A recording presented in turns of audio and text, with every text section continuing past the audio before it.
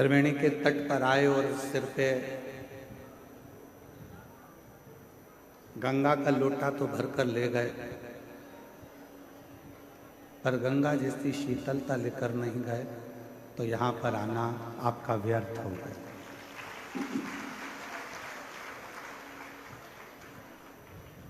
फिर यहाँ आना आपका व्यर्थ है। मूल है त्रिवेणी के संगम पर यदि आप आए हैं और त्रिवेणी के संगम पर यदि आप पहुँचे हैं, तो यहाँ से केवल त्रिवेणी का जल लेकर नहीं, ज्ञान, भक्ति और वैराग्य को साथ लेकर जाए। पीछे आवाज नहीं जा रही है भाई, देखो सेट करो।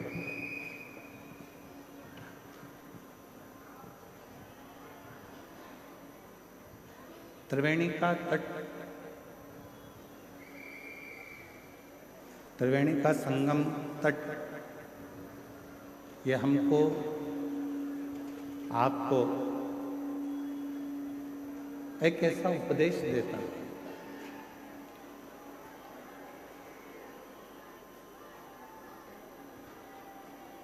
पीछे केवल बढ़ा, पीछे त्रिवेणी का संगम आपको और हमको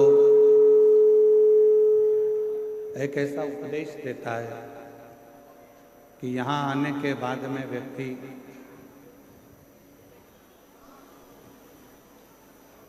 तीन चीजों को पवित्र कर जाता है।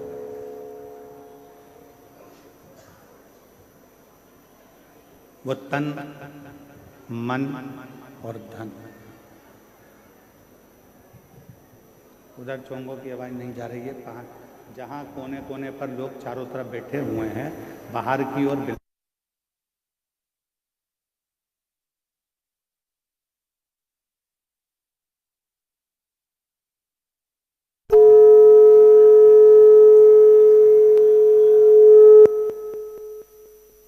त्रिवेणी का संगम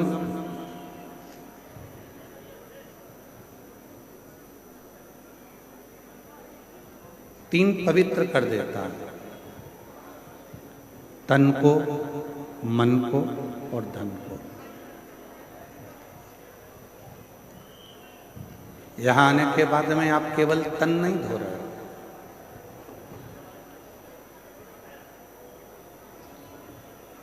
यहां पहुंचने के बाद केवल तन नहीं धोया जा रहा है, यहां आने के बाद में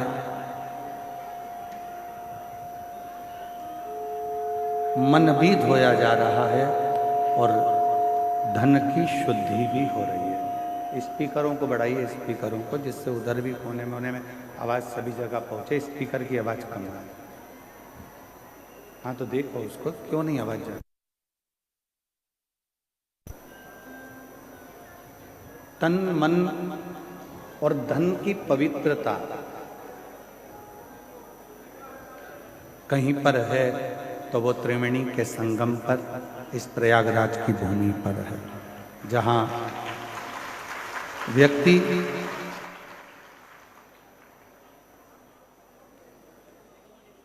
भक्ति को भी प्राप्त करता है,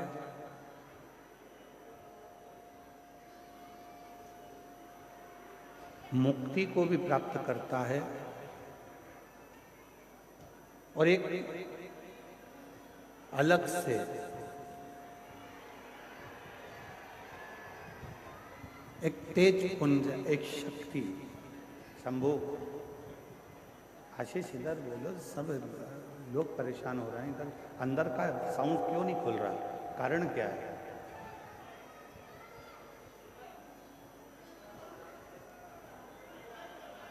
इस त्रिवेणी के एलईडी वालों से निवेदन है, कृपया एलईडियां चालू करें। प्रांगण की जितनी एलईडी लगी हैं सब चालू करें बीच बीच में, और साउंड वाले भैया थोड़ा साउंड का खोल के रखो। त्रिवेणी का तट एक अलग से ऊर्जा प्रदान करता है।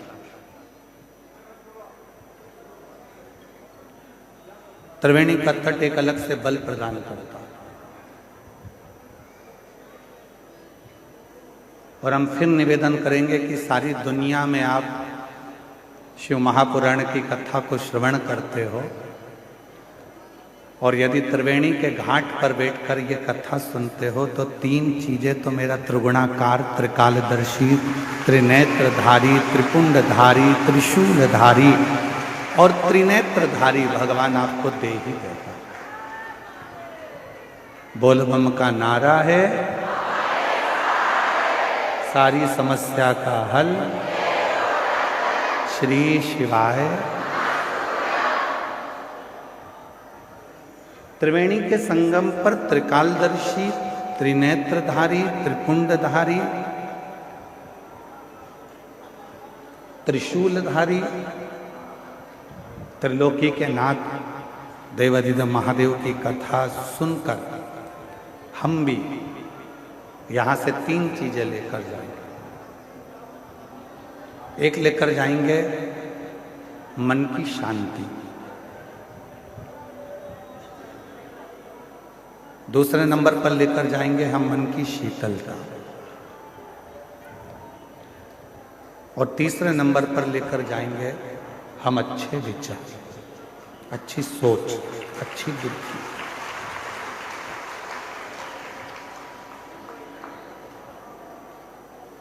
क्यों?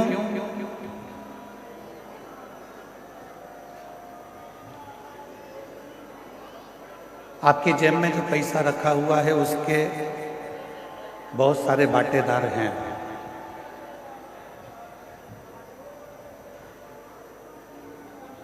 आपकी अलमारी में जो पैसा रखा हुआ है उसके भी बहुत सारे हिस्सेदार हैं।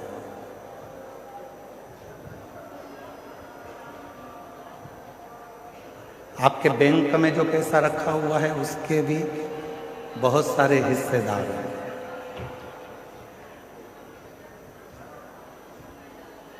आपका प्लाट है उसके भी बहुत सारे हिस्सेदार हैं। आपका मकान है उसके भी बहुत सारे हिस्सेदार।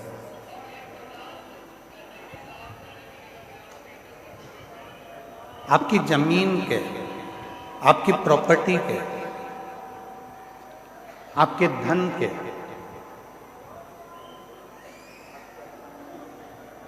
आपकी संपदा के, आपके स्वर्ण के, चांदी के, बर्तन के, कपड़े के बहुत सारे हिस्सेदार हैं।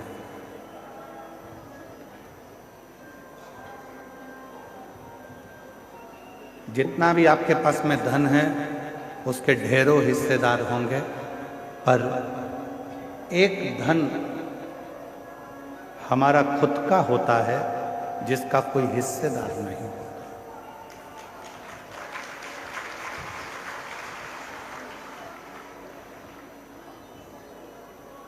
सब धन के हिस्सेदार हैं, पर एक धन है, उस धन का कोई हिस्सेदार होता ही नहीं है।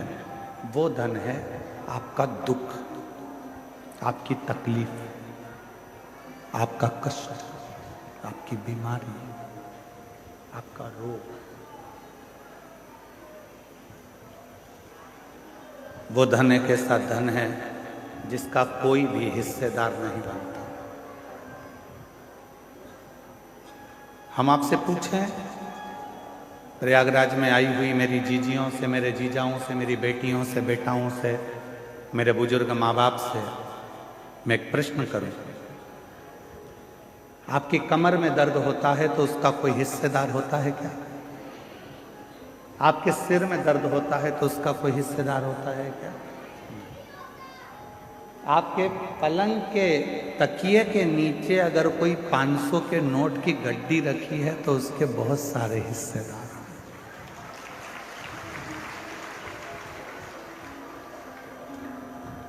उसके हिस्सेदार हो सकते हैं, पर आपके दुख का कोई हिस्सेदार नहीं, कोई नहीं। आपकी तकलीफ का कोई हिस्सेदार नहीं हो। परशु महापुराण की कथा में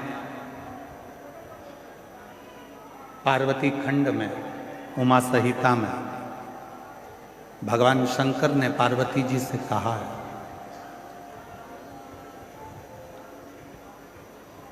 कि दुनिया के लोगों के धन के हिस्सेदार बहुत होंगे, दुनिया के लोगों की प्रॉपर्टी के हिस्सेदार बहुत होंगे, दुनिया के लोगों की संपदा के हिस्सेदार बहुत होंगे, पर पार्वती जो मेरे शिवलिंग पर एक लोटा जल समर्पित करता है उसका दुख का कोई हिस्सेदार नहीं होता, पर जब वो पवित्र मन से मेरे ऊपर एक लोटा जल समर्पित करता है तो उसका दुख का हिस्सेदार मैं स्वयं।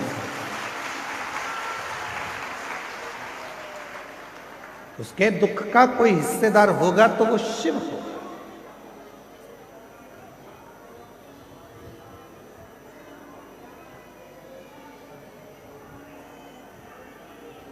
आवाज नहीं जा रही है, वहां से माताएं चिल्ला रही हैं, आशीष वहां साइड। उनके दुख का हिस्सेदार मैं स्वयं हूं।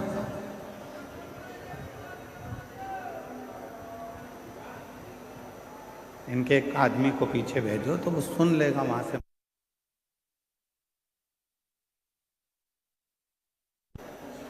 दुख का हिस्सेदार शिव कह रहे हैं कि जब कोई एक लोटा जल समर्पित करता है, जब कोई एक लोटा जल मुझे देता है, तो वो जब दुखी होता है तो उसके दुख का निवारण करने के लिए मैं स्वयं उसके दरवाजे पर पहुंचकर उसके दुख को काट देता हूं। उसके दुख को समाप्त करने की जवाबदारी मेरी हो जाती है। उसकी तकलीफों को समाप्त करने की जवाबदारी मेरी हो जाती है।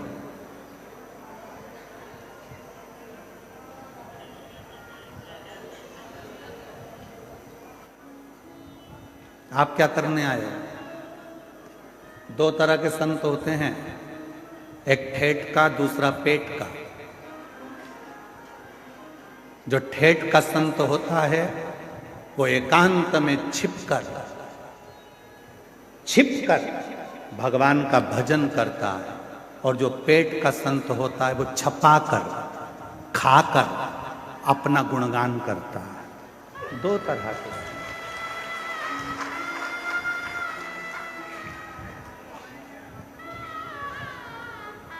एक छपाकर खुश होता है, एक छिपकर खुश होता है।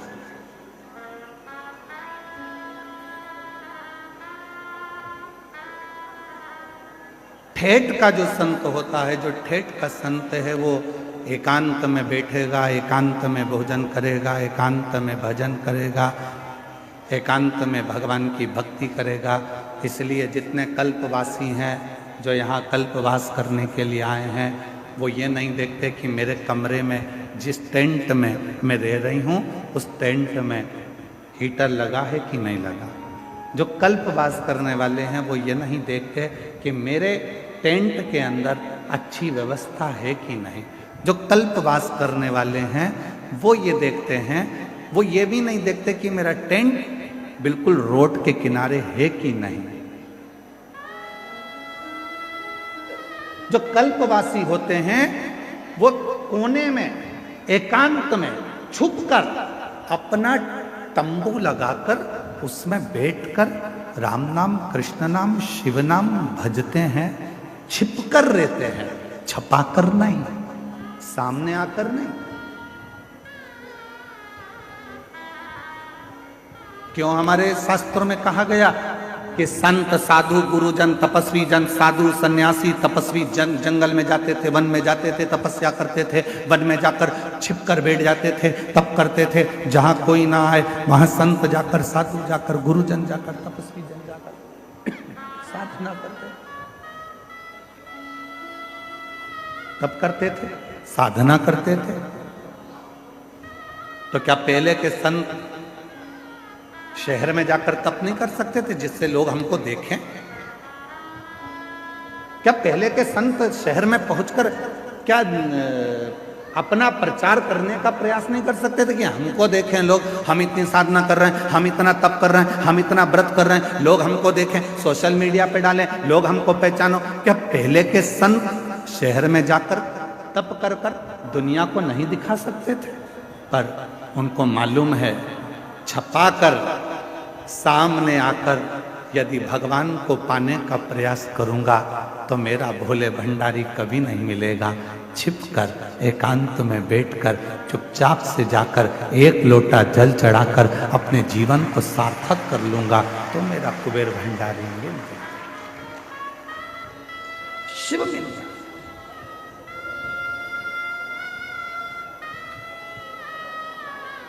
कई लोग कहते हैं गुरुजी हम सवेरे सवेरे तैयार नहीं हो पाते और लोटा लेके मंदिर में पहुंच जाते हैं जल चढ़ाने, चलेगा क्या? हमने कहा चलेगा।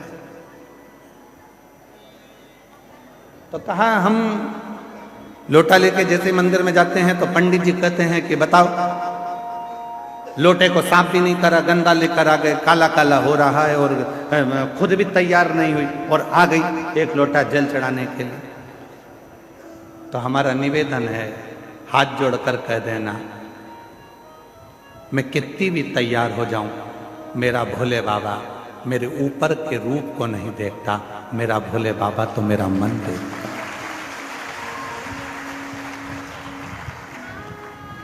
मेरा शिव, मेरा शंकर, मेरा ओघड़दानी कभी ऊपर का रूप देखा ही नहीं।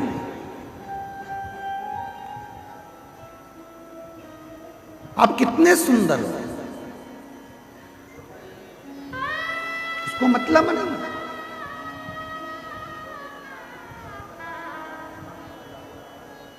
वो नहीं देखेगा।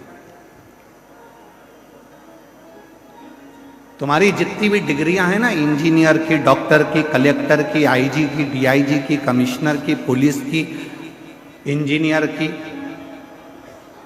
तुम्हारी जितनी डिग्रियां, सारी डिग्रियां केवल पृथ्वी पर देखी जाएगी। वहां तो केवल एक डिग्री देखी जाएगी, तूने पृथ्वी पर जाकर पुण्य कितना करा, सत्कर्म कितना किया, भजन कितना किया, नाम जाप कितना किया, स्मरण कितना किया, कीर्तन कितना किया, मंत्र जाप कितना किया, वो डिग्री उस परमात्मा के यहां देखी।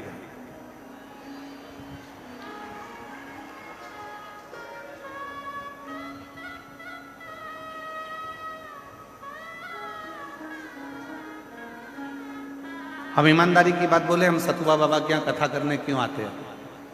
हम एक बार कथा करने आते और हम पक्का है दूसरी बार नहीं आते।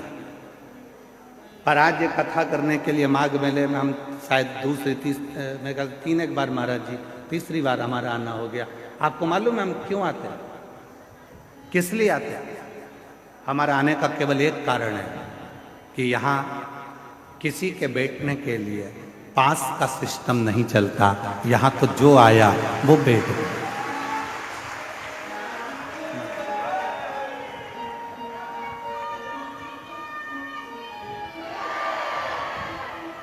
यहाँ हमारा आने का केवल एक कारण है कि यहाँ बहुत सारे बैरिकेड बनाकर, ये नहीं कि जिसने धन दिया वो आगे बैठेगा, जिसने कम दिया वो राइट में बैठेगा, और कम दिया तो वो लेफ्ट में बैठेगा। यहाँ तो महाराज जी के, इस सतुआ बाबा जी के शिविर में कथा हो रही है और मैं सतुआ बाबा जी संतोषाचार्य महाराज जी को, जगत गुरु संतोषाचार्य जी महाराज जी को धन्यवाद दूंगा कि उन्होंने चारों तरफ की टीनों को, जो चारों तरफ से बैरिकेड लगे थे, टीन लगी हुई थी, पंडाल एक अंदर की ओर ये आश्रम था, उन्होंने सब दूर की टीन को उखड़वा दिया और कह दिया जहां तक लोग बैठ सकें उनको बैठ। यहाँ धन की मूलता नहीं देखी गई कि तुमने पैसा दिया तो तुम आगे आकर बैठोगे, तुमने धन दिया तो तुम आगे आकर बैठोगे। यहाँ कोई बैरिकेड की सुविधा नहीं होती है, यहाँ पर कोई अलग से स्थान नहीं बनता कि तुम्हारे गले में पास दिया जाए और तुम पास लेकर फिर इस कथा में जाकर बैठो। इसलिए इस कथा में हम 3 साल से लगातार आ रहे हैं, क्योंकि यहाँ सतुआ बाबा जी जो कथा या आयोजन कराते हैं वो केवल हर हर महादेव के लिए, देवादिदेव महादेव के लिए, विश्वनाथ जी के लिए। यह दिखावा नहीं है। यह दिखावे के लिए कोई कथा या सत्संग या संकीर्तन नहीं।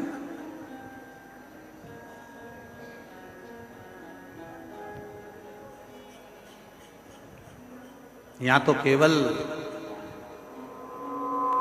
आपकी अविरल भक्ति, आपका भजन, स्मरण, कीर्तन और मंत्र।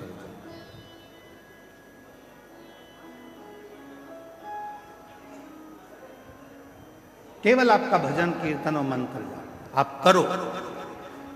5 दिन आप और हम हैं, निवेदन है इन 5 दिन में सतुआ बाबा जी के शिविर में आप जितनी देर बैठकर भजन कर सकते हैं उतना भजन करें।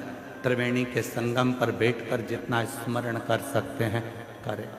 त्रिवेणी के जितना करना।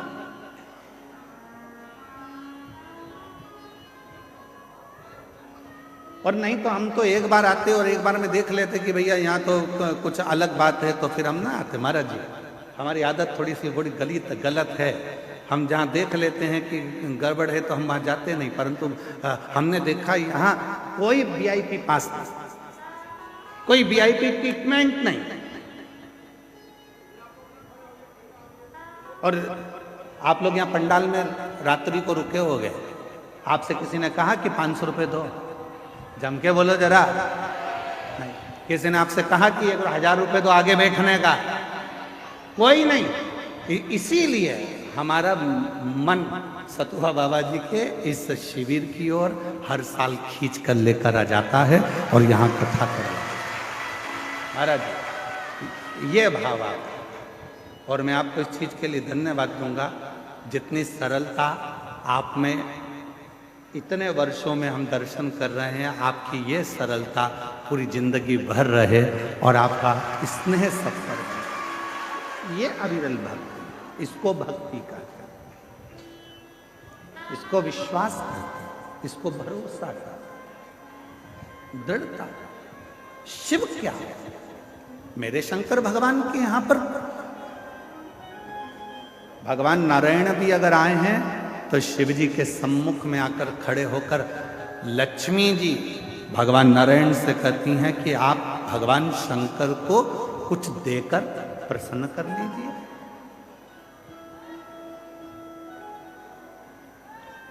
आप भगवान शंकर को कुछ दे दो, प्रसन्न हो जाएंगे। ब्रह्मा जी से स्वयं ब्रह्माणी ने कहा आप भगवान शंकर को कुछ दे दीजिए, शंकर जी प्रसन्न हो जाएंगे। इंद्राणी ने इंद्र से कहा कि शिव जी को प्रसन्न करना है तो कुछ दे दीजिए, शिव प्रसन्न हो जाएंगे। तब भगवान नारायण ने लक्ष्मी जी से कहा शिव को प्रसन्न करने के लिए धन, दौलत, संपदा, वैभव देने की जरूरत नहीं है। शिव को अगर कुछ देना है तो अपने चलते हुए समय में से, अपनी चलती हुई श्वास में से, अपने चलते हुए जीवन में से 2 क्षण राम नाम का दे दीजिए, शिव जी आपके हो जाएंगे। केवल राम नाम, केवल कृष्ण नाम, केवल भगवत नाम, केवल भजन स्मरण शिव को दे दो, शिव तुम्हारा हो जाए।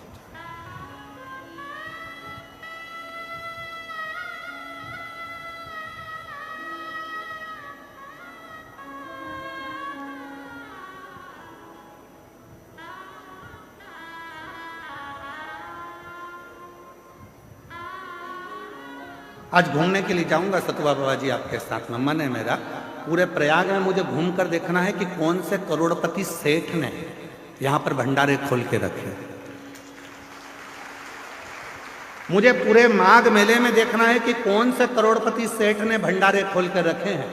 जो दुनिया के लोग कहते हैं साधु मांगता है, जो दुनिया के लोग कहते हैं संत मांगता है, जो दुनिया के लोग कहते हैं ब्राह्मण मांगता है, जो दुनिया के लोग कहते हैं सन्यासी मांगता है, उनको दिखाना है मुझे इस आस्था चैनल पर कि संत मांगता है तो कहां ले जाकर भक्तों को खिलाता है, वो दिखाने का प्रयास करना। यहाँ माघ मेले में कोई सेठों ने अपने अपने शिविर नहीं लगाए। यहाँ माघ मेले में जो लंगोटी पहनने वाला बाबा है, जो तन पर एक वस्त्र धारण करने वाला संत है, उसने अपना शिविर लगाकर 1 महीने तक ना जाने कितने कितने हजारों भक्तों को, किसी को चाय पिला दी, किसी को भोजन करा दिया, किसी को भंडारा खिला दिया। वो तुम्हारे लिए मांगा है, वो तुम्हारे लिए लेकर आया। और मुझे माघ मेले में उस सेठ को ढूंढना है जो भंडारे कर रहा है। कि कितने लोग कहते हैं कि आज के महाराज तो लूटते हैं, आज के महाराज तो लेकर आते हैं, उनको दिखाना है। इस माघ मेले में एक एक झोपड़े में बैठा हुआ एक एक संत, एक एक साधु, एक एक तपस्वी, एक एक सन्यासी आपको खिलाने के लिए बैठा है और आशीर्वाद देने के लिए बैठा है। यहाँ लेने के लिए नहीं बैठा, यहाँ लेने नहीं आया, यहाँ देने आया।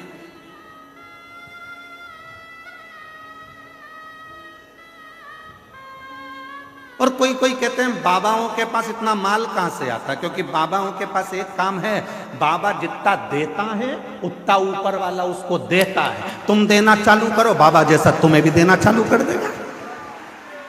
तुम संत नामदेव जी महाराज से कहा गया कि नामदेव जी महाराज एक बात बताओ, तुम्हारे झोपड़े में आग लग गई थी, तुम्हारा झोपड़ा जल गया था, तुम्हारा घर जल गया था, फिर रात भर में तुम्हारा घर बनाया किसने? तो एक काम करो, नामदेव जी ने कहा मेरे रिश्तेदार आए थे उन्होंने बना दिया, तो हमारा भी घर बनवा दो तुम्हारे रिश्तेदार से। तो नामदेव जी ने कहा लगाओ आग अपने घर में, तुम अपने घर में आग लगाओ, वो बना कर जाएगा। तुम भी तो एक बार लुटाना प्रारंभ करो, देना प्रारंभ करो। जब दोनों हाथ से तुम देना प्रारंभ करोगे तो हजारों हाथ से वो देना तुम्हें प्रारंभ कर देगा। तुम देव तो शिव ओघड़दानी है। लक्ष्मी जी कह रही हैं भगवान नारायण से कि शंकर जी को कुछ दे दो, शंकर जी आपको मिल लेंगे। ब्रह्माणी ब्रह्मा जी से कर रही हैं कि शिव जी को आप कुछ दे दो, शिव जी आप पे करुणा कर दो। इंद्राणी इंद्र से कह रही है कि आप शिव जी को कुछ दे दो। तब भगवान नारायण ने कहा शंकर भगवान को कुछ नहीं चाहिए, शिव जी तो केवल आपसे राम नाम मांगते हैं। जो राम नाम दे देता है शिव उसके पीछे पीछे चलना प्रारंभ कर देते हैं और शिव उस पर करुणा करना प्रारंभ।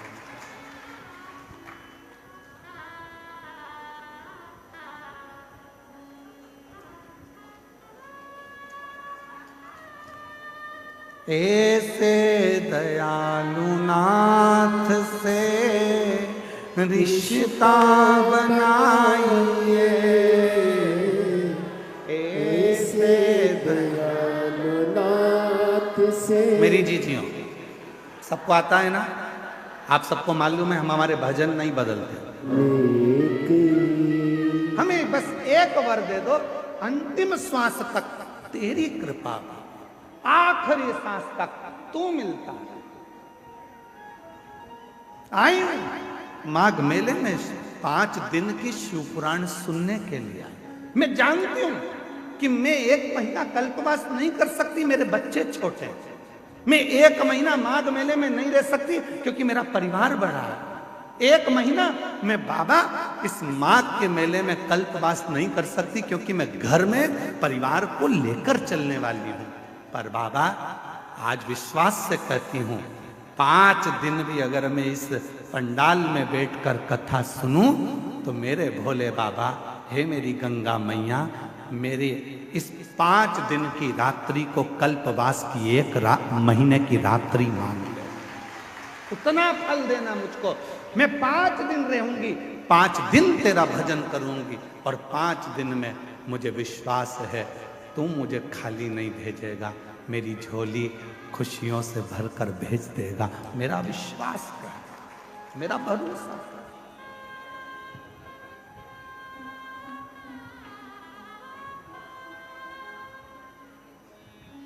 एक माँ ने अपना पत्र लिखा है कि मेरी, देखो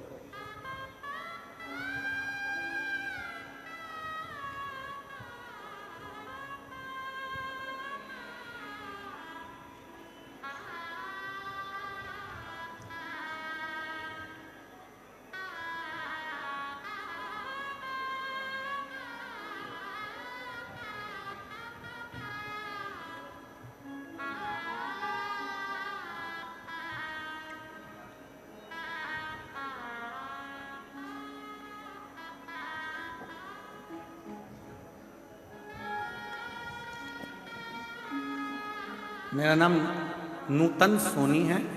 मैं फतेहपुर जिले से आई हूँ। कहीं बैठी हो नूतन जी? आप ही हैं? ऐसा हाथ हिला दो एक बार।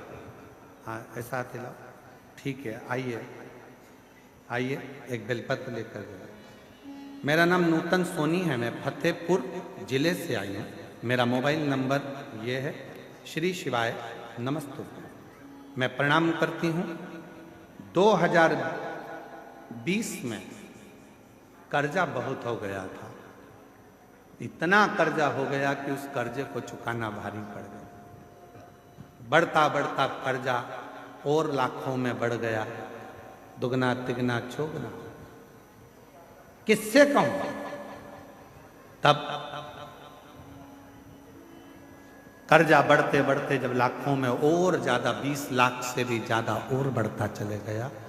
जैसे जैसे साल निकल रहे थे कर्जा तिगना चौगना होते जा रहा था। तब किसी ने कहा कि वो सियोर वाला बाबा कथा कहता है, उसके पंडाल में बैठकर जो मांगा जाता है वो मिलता है। आ गई प्रयागराज के कुंभ के मेले में, पंडाल में बैठ गई। मुझे नहीं मालूम था, मैं मेले में फंसती फंसाती एक दिन कथा में पहुंचकर बाबा से विनय करी, झोली पसार कर कहा, मेरा कर्जा बहुत ज्यादा हो गया है, तुझे चुकाना। आप कहते हो कि पंडाल की मिट्टी को भी सिर से लगाना। मैं तो उठाकर ले गई पंडाल की मिट्टी को। गुरुदेव, अब जरा पत्र को आप यहां पर देखिएगा। मात्र जाने के 15 दिन हुए हैं। एलईडी पर पत्र चल रहा है कि नहीं चल रहा? चल रहा? नहीं चल रहा? आस्था पे है, एलईडी पर क्यों चल रहा? ठीक है, कल चल जाएगा।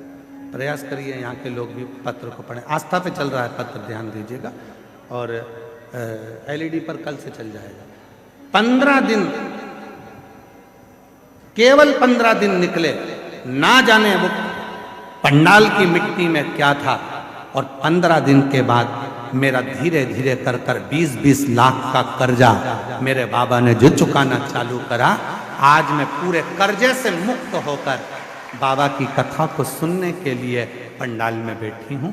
ये शिव की बात। आज एक भी कर्जा मेरे माथे पर नहीं, एक कर्जा मेरे मस्तक पर नहीं।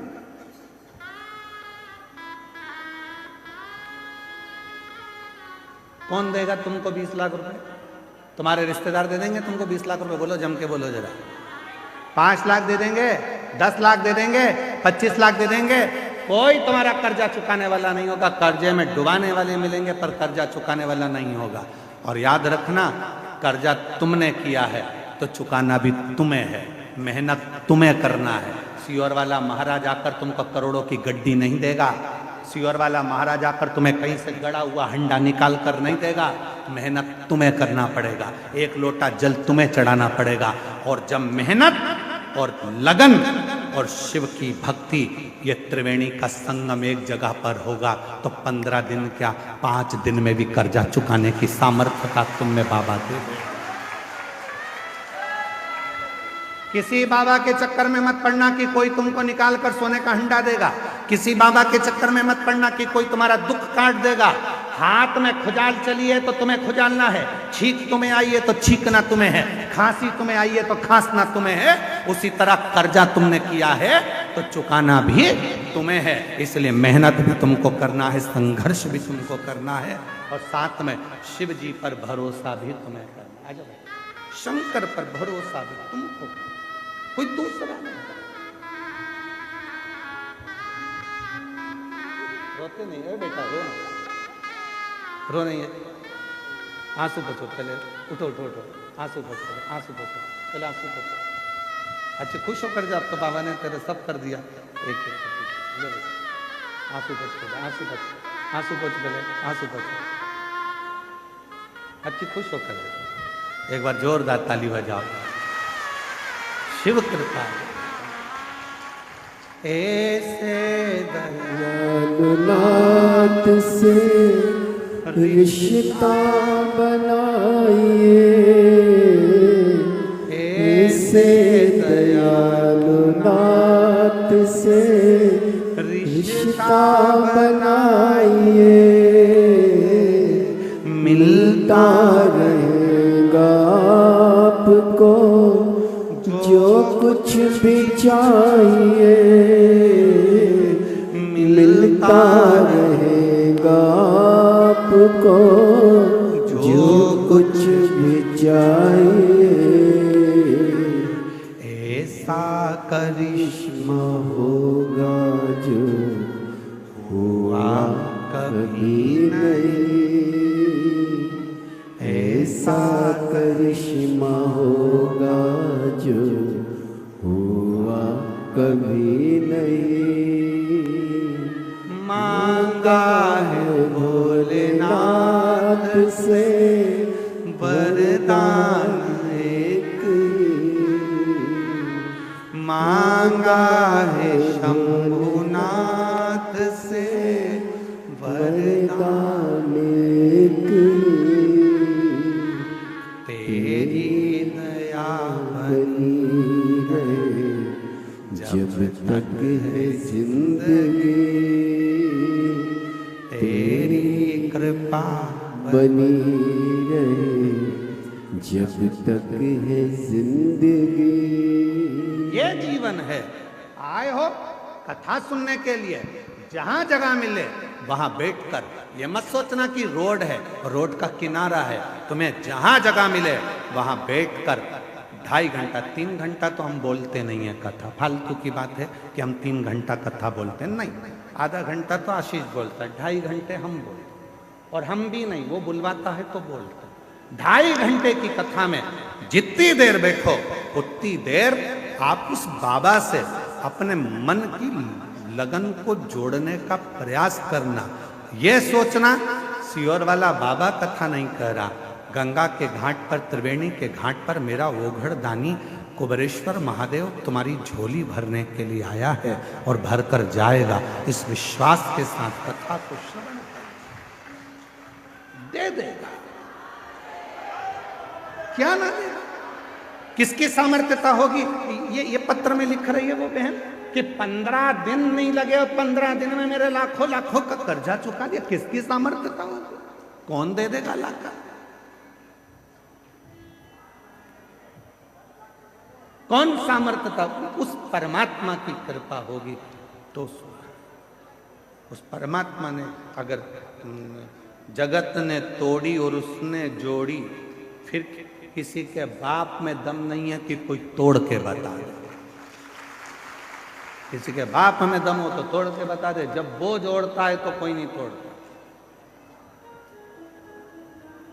और हम और आप सब उलझनों में फंसे हुए विचार कर रहे हैं कि भाई कोई मिलेगा और कुछ दे देगा। ना ना ना, हम तो यहां तक कहेंगे, ए मेरी जीजियों, ए मेरे जीजाओं, बेटियों बेटाओं, मेरे बुजुर्ग माँ बाप, याद रखना, माघ मेले में अगर तुम्हें पड़ा हुआ किसी का मोबाइल भी मिल जाए, किसी की सोने की रकम भी मिल जाए, तो उस पर अपना हक मत बताना। ना जाने वो मोबाइल और सोने की रकम तेरे घर में जाकर कितना उपद्रव मचाएगी और ना जाने तेरे घर को कितना बर्बाद कर देगी, कोई भरोसा नहीं। यहां सोने की रकम ढूंढने मत आना। यहां कई लोग होते हैं, गंगा का पानी उतरता है तो चुंबक को डाल डालकर उसमें से सोने चांदी के सिक्के ढूंढा करते हैं। अरे धिक्कार है जो गंगा का पानी उतरने पर तुम सोने और चांदी के सिक्के ढूंढते हो। गंगा का पानी उतरने पर तुम उस मिट्टी में महादेव को ढूंढने का प्रयास करना, तो शायद तुम्हारी जिंदगी संवर जाए, शायद तुम्हारी जिंदगी संवर जाए। शिव महापुराण की कथा कहती है, जिस तालाब का जल कम होता है, जिस कुएं का जल कम होता है, जिस नदी का जल कम होता है, जिस सरोवर का जल कम होता है, वहां की मिट्टी को लाकर जब पार्थिव लिंग का निर्माण कर कर पूजन किया जाता है, तो उस नदी का जल स्तर जितना बड़ा होता है, उस नदी में जितना पानी पहले भरा होता है, उतना भंडार भोलेनाथ उसके घर में भरना चालू कर देते हैं। ये हमारा शास्त्र प्रमाण है। शिव को बनाने के लिए उसमें से मिट्टी ढूंढो, और तुम क्या ढूंढ रहे हो? चुंबक डाल के पैसा, चुंबक डाल के सिक्का, और लगे कितने हाथ में? 100, 200, 500, 1000, 2000, 1 लाख, 1.5 लाख रुपए हाथ में लगे होंगे, इससे ज्यादा क्या लगेंगे? 2 लाख लगे होंगे, इससे ज्यादा क्या लगेंगे। पर यदि उसमें से जब नदी का स्तर नीचे जा रहा था, कुएं का पानी कम हो रहा था, तालाब का पानी कम हो रहा था, जलाशय का पानी कम हो रहा था, उस समय पर वहां की मिट्टी को लाकर पार्थिव का निर्माण करते, शिवलिंग बनाकर उसकी पूजन कर कर विसर्जन कर देते, तो नदी पूर्व में जितनी भरी हुई थी उतना भंडार मेरा भोलेनाथ तेरे घर का भर देते। ये हमारा शास्त्र का है। एक बार हमने ये कथा पहले कही है, तो किसी ने पूछा क्यों गुरुजी, उस मिट्टी में ऐसा क्या हो जाता है कि भगवान शंकर जितना उस नदी में पानी भराता है उतना भगवान उसका घर का भंडार भर देता है, उस नदी में ऐसा क्या हो जाता है, उसकी मिट्टी में ऐसा क्या हो जाता है। तो शिव महापुराण की कथा में आता है कृष्णेश्वर महादेव की कथा, 12 ज्योतिर्लिंग में से 12वां ज्योतिर्लिंग। सुधर्म नाम के ब्राह्मण की 2 धर्म पत्नी थी, घूष्मा और सुदेहा।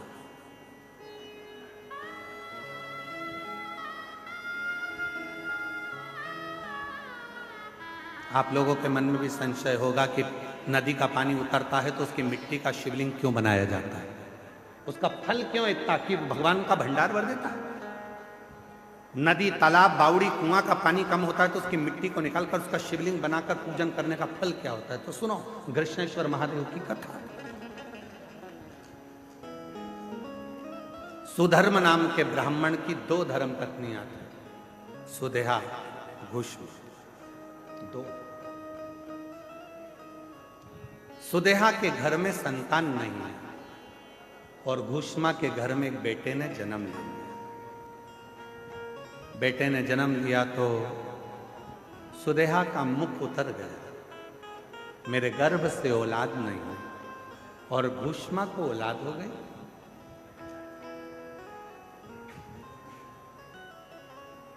सुधर्म ने अपनी पत्नी घूष्मा से कहा कि तेरे गर्भ से यदि एक बच्चा हो सकता है तो तेरे गर्भ से और भी बच्चे जन्म ले सकते हैं।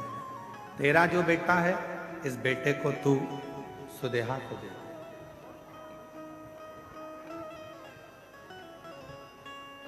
इस बेटे को तू सुदेहा को दे दे। सुदेहा को, हाँ ठीक है। उत्सव रखा बड़ा भारी और घूष्मा ने अपने बेटे को सुदेहा की गोद में दे दिया। अब घूष्मा का बेटा नहीं, अब सुदेहा का बेटा।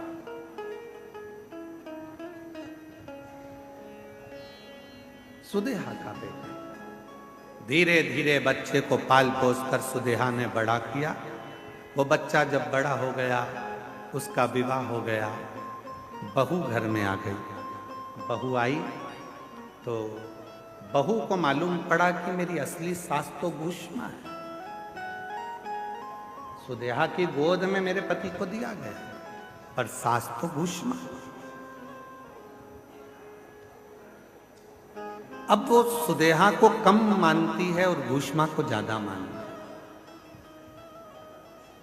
घूष्मा के लिए चाय लेकर जाए, भोजन लेकर जाए, नाश्ता लेकर जाए, पाँव पड़े, सुदेहा को पूछे नहीं। सुदेहा को गुस्सा आ गया, बहू मेरी और पूछ रही घूष्मा।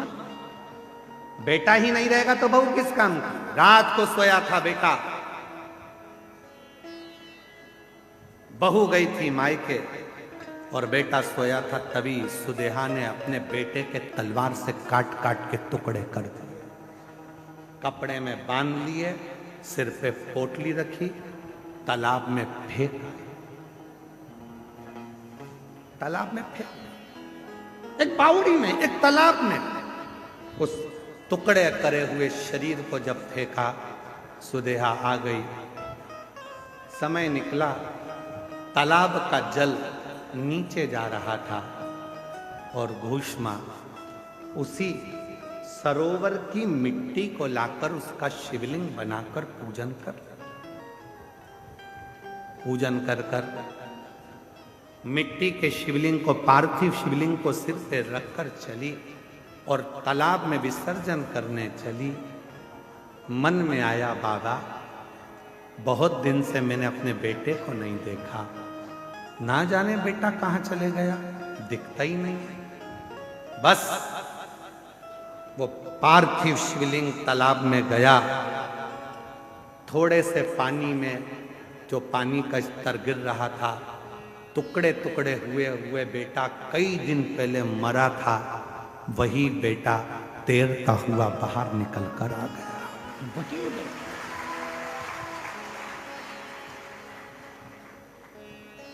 चीख पड़ी, मेरा बेटा और पानी में।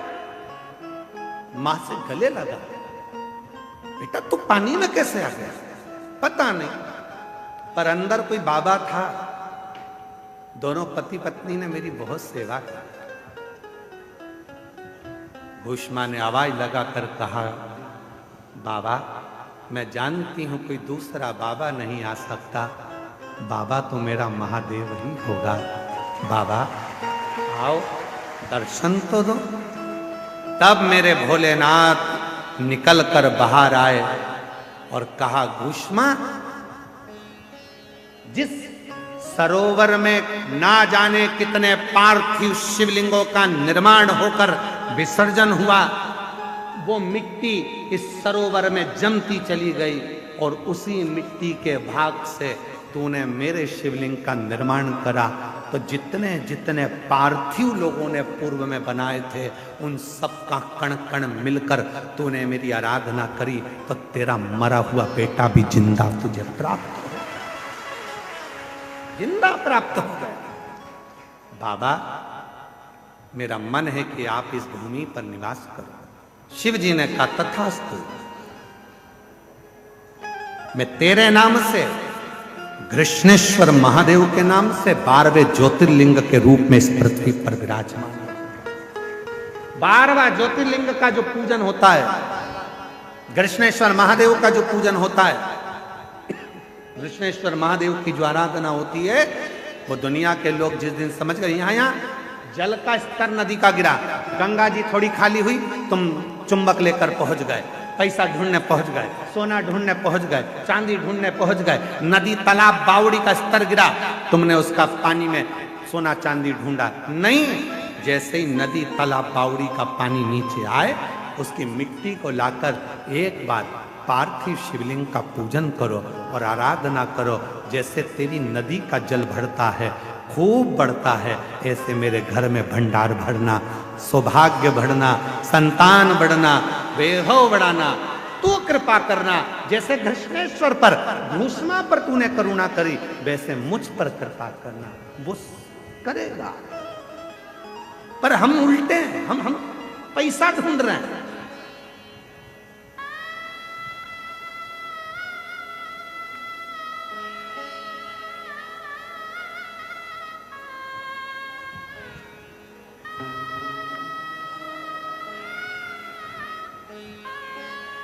यहां 2 तरह के लोग आते हैं गंगा का स्नान करने के लिए त्रिवेणी के घाट पर। एक हर हर गंगे करने आते हैं और एक सबको नंगे करने आते हैं। यहां त्रिवेणी के घाट पर 2 तरह के लोग आते हैं। एक हर हर गंगे करने आते हैं, बिना कोई भी विचार करे, बस गंगा का स्नान, पूजन अर्चना, ध्यान, आराधना, साधना, स्मरण, भक्ति, छिपकर छुपाकर नाम जप करना, भोजन भंडारा कराना और चले जाना। और दूसरे तरह के आते हैं सबको नंगे करने। ये गया गंगा के जल में और वो गया चुपचाप से तुम्हारे कपड़े मपड़े भरे, और तुम बाहर निकलते सी पूछे कपड़े रखे थे, तो बाहर खड़े हुए बोले तुम कर रहे थे हर हर गंगे, वो कर रहे थे तुम्हें नंगे। गया ले।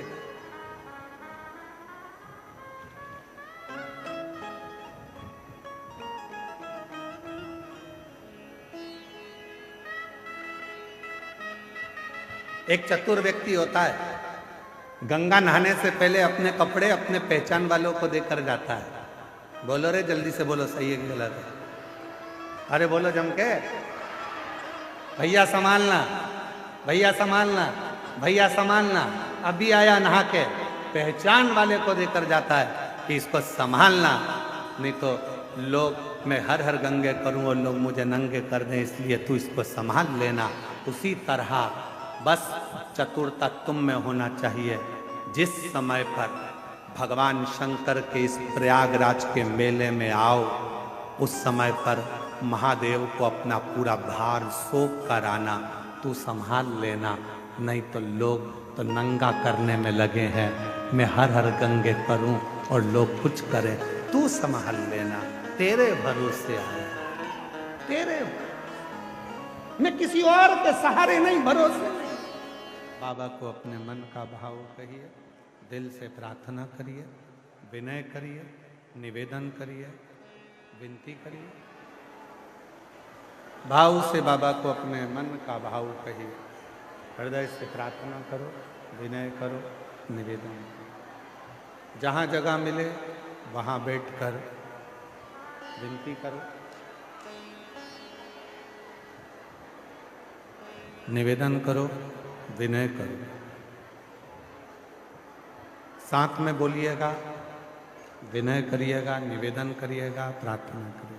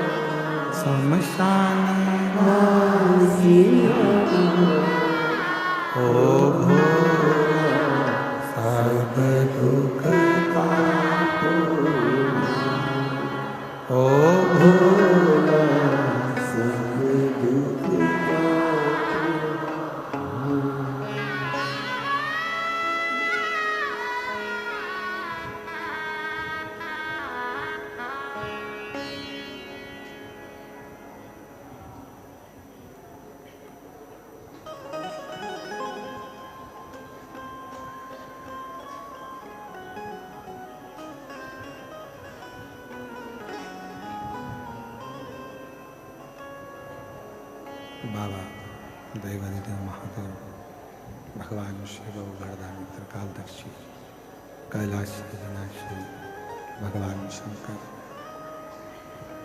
जिनकी पुनित पावन पवित्र शिव महापुराण की कथा करें।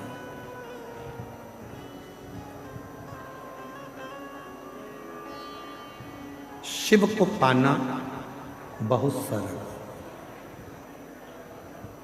एक देवराज नाम के ब्राह्मण के प्रसंग से शिव महापुराण प्रारंभ हुआ। जो कभी शिव के मंदिर नहीं गया,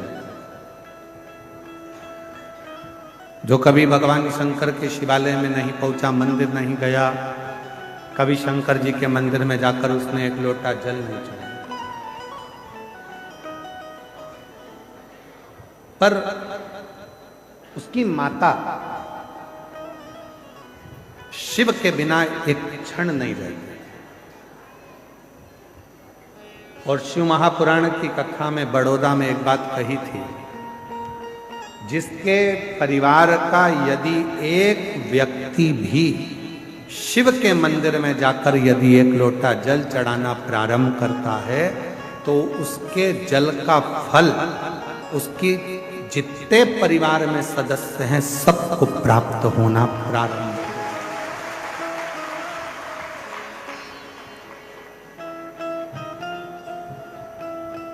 सबको मिलता है।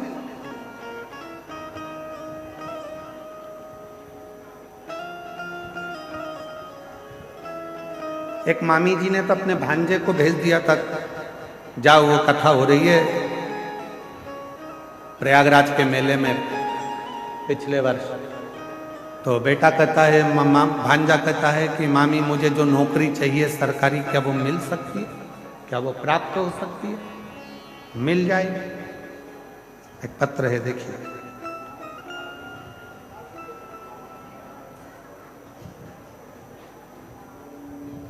मैं अंकित सिंह, निवासी ग्राम सोमबंसी खेड़ा, जिला रायबरेली का रहने वाला हूँ। कहीं बैठे हों तो हाथ हिला सकते हैं। अगर कहीं बैठे हों, आप ही हैं, ऐसा हाथ हिला दो, दोनों आ जाइए, दोनों आ जाइए। मैं अंकित सिंह, निवासी ग्राम सोमबंसी खेड़ा, जिला रायबरेली का रहने वाला हूँ। गुरुजी,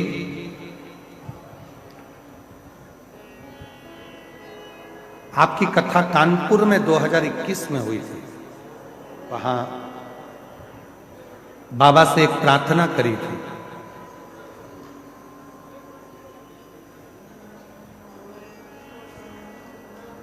एक केस में फंस चुके थे, निकल नहीं रहे थे। जैसे ही बाबा की कथा सुनी, 307 का वो केस था, धीरे धीरे उसमें हल मिलना प्रारंभ हुआ। फिर एक कथा काशी में हुई, जिस कथा में बैठकर हमने बाबा से प्रार्थना करी और बाबा ने ऐसी कृपा कर दी कि पूरी तरह से केस से बरी कर दी। हमारा एक भांजा, जिसकी नौकरी नहीं लग रही थी सरकारी, तब हमने उसको यहीं भांजे से कहा कि तू जाकर एक बार पंडाल में बैठकर कथा सुन और मेहनत कर। वो सियोर वाला बाबा कहता है कि जितनी मेहनत कर सकते हो अपनी मेहनत को बढ़ाओ, रात दिन एक कर दो और फिर वो नौकरी मिलेगी जरूर। और बाबा की ऐसी कृपा हो गई गुरुदेव कि बाबा ने हाथ पकड़ लिया और मेरे भांजे का सिलेक्शन पुलिस में हो गया। आज मैं बाबा को यहाँ नमन करने के लिए आई। एक पत्र और है, कलावती देवी, पति का नाम मान सिंह, पता 30D चांदपुर, सलोरी, ऊंट खाना, पोस्ट तेलियरगंज। तेलियर है ना, इस पे दिखा रहे हैं, एलईडी पे चल रहा है, देख लो। तेलियरगंज। बाबा के एक लोटे जल का महत्व प्रभु मेरी बेटी ने 2012 में बीएड पास की थी। 2012 से 21 तक उसकी शादी के लिए रिश्ते आ रहे थे और ना कोई जॉब लग रहा था, ना कोई संबंध आ रहा था। बहुत टेंशन में रहने लगी और वह फिर बोलने लगी, पापा मुझे कोई शादी वगैरह नहीं करनी। उसका गुस्सा शांत नहीं हो रहा, क्योंकि ना तो उसका जॉब और ना कोई शादी करेगा। फिर हमने बेटी के पास में गुड़गांव में उसको बोला कि तू एक काम कर, 2022 में जब आपकी कथा गुड़गांव हो रही थी तो कथा के पंडाल में कथा सुनने के लिए भेज दिया। वो वहां कथा सुनी, सीहोर गई, बाबा के रुद्राक्ष को ली, कंकर लेकर आई, उसकी पूजन चालू कर दी और बाबा की ऐसी कृपा हुई, सीहोर से लौटने के बाद पशुपति नाथ का व्रत तीसरी बार फिर शुरू किया और फिर हमने 5 सोमवार का व्रत पूर्ण किया। और वैसे ही मेरी बेटी को 2023 में काउंसलिंग में 2023 में वो टीचर के पद पर नियुक्त हो गई। गुरुदेव, जैसे ही उसकी गवर्नमेंट जॉब लगी, 15 दिन के बाद मेरी बेटी को सरकारी नौकरी टीचर की मिल गई। उसके बाद ज्वाइनिंग लेटर प्राप्त होने के ठीक कुछ समय के बाद में 5/12/2023 को बेटी का संबंध भी पक्का हो गया और उसकी शादी हो गई। कहीं बैठी हो कलावती देवी, पति का नाम मान सिंह, कहीं बैठे हो तो हाथ हिला सकते हैं। कलावती देवी मान सिंह जी इधर हैं क्या? आ जाइए, बेलपत्र लेकर जाइए, आइए। शिव शिव है।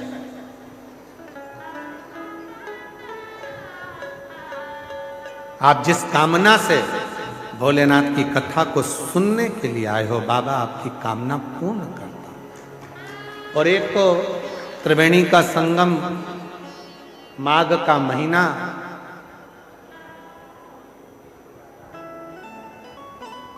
और ऊपर से यह 5 दिवसीय शिव महापुराण की कथा मां गंगा के घाट पर।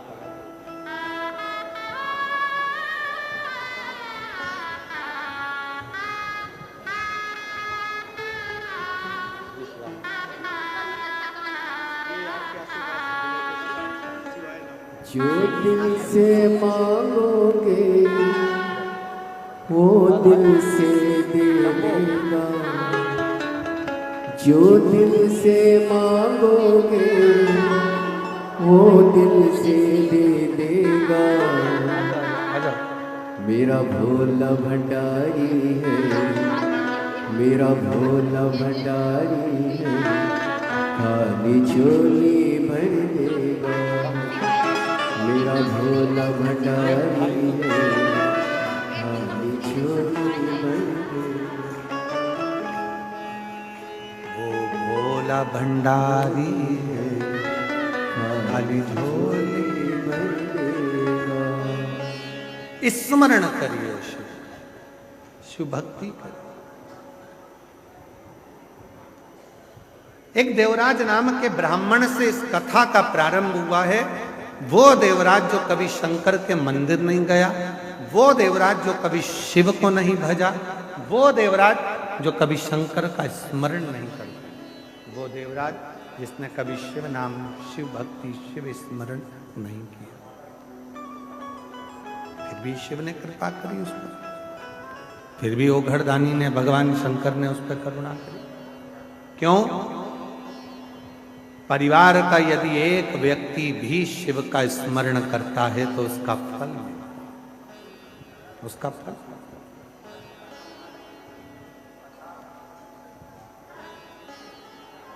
आप लोगों को मालूम है कि नहीं मालूम, हमको नहीं पता। हमारे मध्य प्रदेश में एक नियम था, पुराने समय में जब कोई तीर्थ कर आता था तो तीर्थ कर जब वो आता था तो उसके चेहरे का दर्शन करने के लिए हमारा पूरा मोहल्ला, पूरा गांव एकत्रित होता था। क्यों?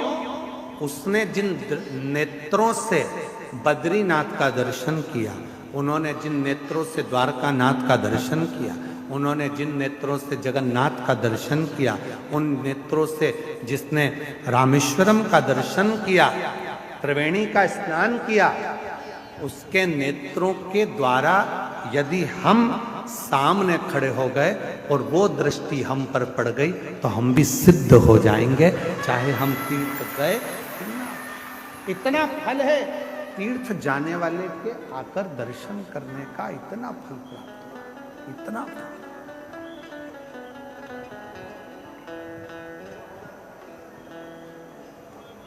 और मेरी जीजी हो, मेरे जीजा हो, मेरी बेटी हो, मेरे बेटा, मेरी माता,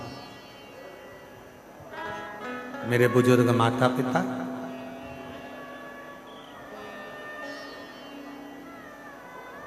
आपको लगता है कि कथा सुनने का पुण्य केवल आपको मिलता है, पर ईमानदारी से बोले ना, आपको कथा सुनने का जितना पुण्य मिलता है उतना पुण्य हमको भी मिलता है आपका दर्शन कर कर,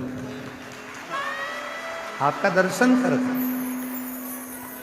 आपके भीतर जो शंकर भगवान की अविरल भक्ति विराजमान है, ना आप गादी देखते हो, ना चादर देखते हो, ना ठंड देखते हो, ना गर्मी देखते हो, ना बारिश देखते हो, बस उसके भरोसे आश्रित होकर कथा सुनने के लिए चल देते हो, बैठ जाते हो। भोजन मिला तो ठीक, ना मिला तो ठीक, आया तो ठीक, ना आया तो ठीक, नहीं तो कथा तो सुन।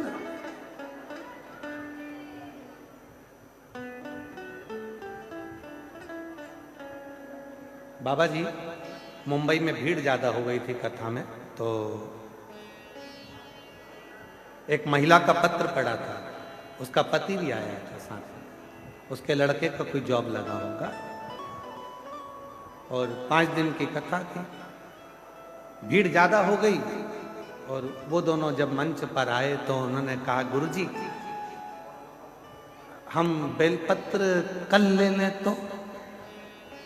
हमने पूछा क्यों? कहा हम 4 दिन से नहाए नहीं। तो हमने पूछा क्यों? तो कहा नहाने जाते और जगह चली जाती तो, इसलिए हम नहाने भी नहीं। हमने कहा ये बेलपत्र तुम साथ में रखो, बिना नहाए भी पवित्र हो, दिल साफ हो, जाओ ले जाओ इस बेलपत्र। जगह संभालना है, हमें कथा श्रवण करना है। कथा कल हमारे बाबा जी कर रहे थे, रमणी कोटी वाले महाराज जी, कल बाबा जी कर रहे थे, 3 दिन पहले से श्री शिवाय नमस्तुभ्यम चालू हो गया है। 3 दिन पहले से लोग यहाँ वहाँ जगह वगह संभालने के लिए चालू हो गए और लोगों ने अपना अपना स्थान संभालना प्रारंभ कर दिया था कि कथा होगी, मिलेगी, आनंद से कथा सुनना है, श्रवण करना है। बाबा जी, हमने कथा के शुरू में आपके लिए एक बात कही कि कोई वीआईपी पास नहीं, क्योंकि भक्त से बड़ा दुनिया में कोई वीआईपी हो भी नहीं सकता। भक्त, ये आपकी सरलता, आपके साथ सर आ जाओ, सरल।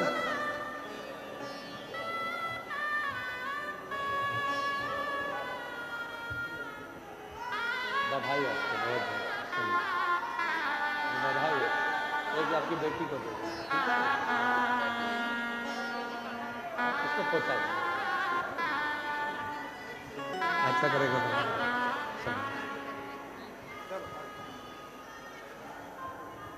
जो दिल से मांगोगे वो दिल से दे देगा, जो दिल से मांगोगे वो दिल से दे देगा।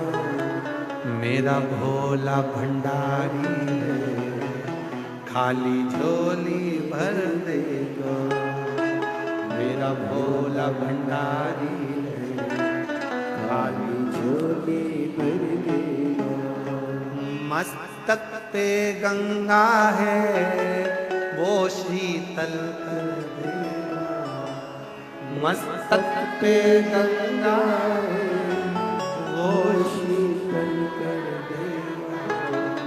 मेरा भोला भंडारी है, खाली झोली भर देगा।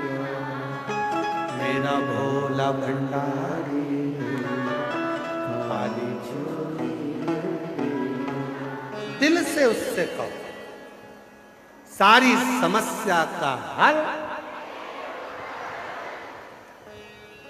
एक लोटा जल सब समस्या का निवारण कर दे।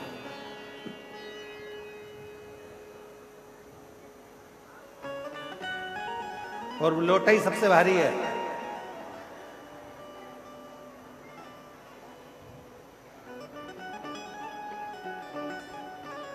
सबसे भारी।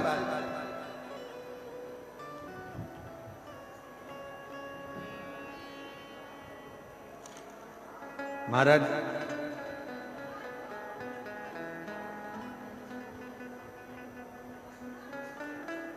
शिव नाम में तो वो बल है, जब आप एक बार दिल से पुकारते हो तो बाबा आपके भंडार भरना, आपके दुख मिटाना प्रारंभ कर देता है।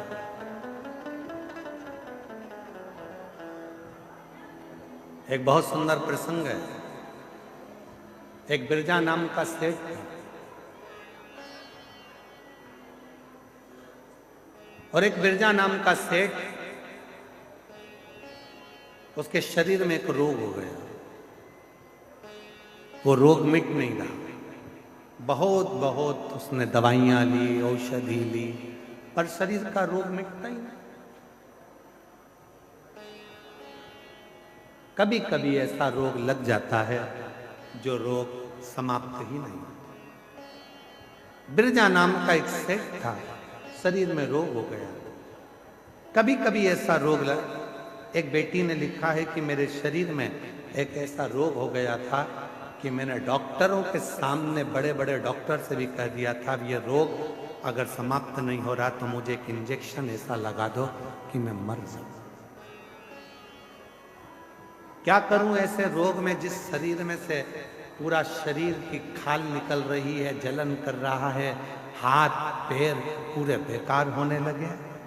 फोटो भेजा उसने, फोटो भेजा। ऐसा एक रोग हो गया। जब मेरा रोग थोड़ा थोड़ा ठीक हुआ, उस समय का थोड़ा सा फोटो लगा रही है।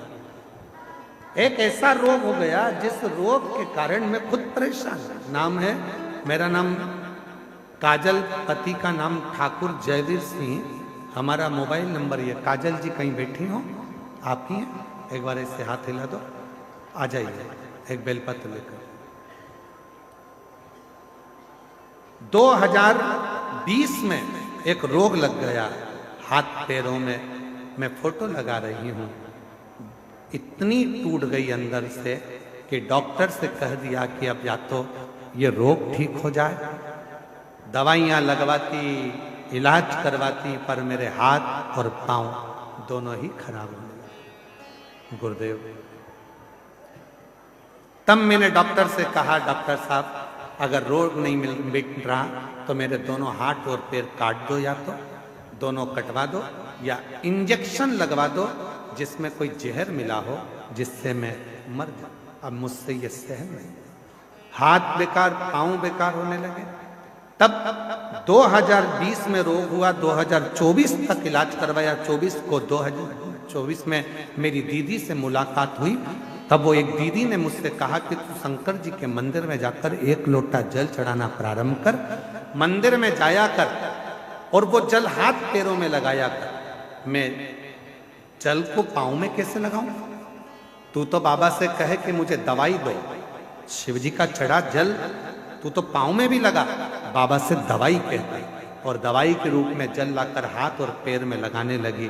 गुरुदेव, जिस रोग का इलाज नहीं था, आज बाबा की कृपा से मेरा पूरा रोग समाप्त हो गया। मैं बाबा को यहाँ प्रणाम करने, नमन करने। जैसे इस बहन ने पत्र में लिखा, वैसा ही एक शिव महापुराण की बड़ी सुंदर कथा है। बिरजा ठाकुर, बिरजा सेठ। एक बिरजा नाम का सेठ था, बहुत पैसा था, बहुत धन था, वैभव था, सत्ता थी, कुर्सी थी, पद था, प्रतिष्ठा थी, सब में कहना मानते थे, सब कुछ था। पर उस बिरजा के शरीर में एक रोग हो गया। वो रोग मिट नहीं रहा, रोग समाप्त नहीं। बहुत प्रयास किया और रोग नहीं, दवाइयां, औषधि सब।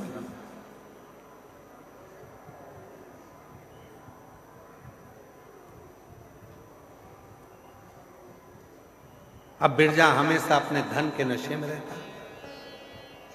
उसको इतनी समझ नहीं आती थी कि मसान, मुकाम और भगवान, ये तीन हर व्यक्ति का एक ही होता है। मकान अलग हो सकते हैं, बंगले अलग हो सकते हैं, कोई झोपड़े में रह सकता है, कोई महल में रह सकता है, पर आखिरी का मुकाम जाना एक ही जगह पर है, तो वो मुकाम भी एक है, मसान भी एक है, और वो भगवान भी एक है। उसमें कोई वो एक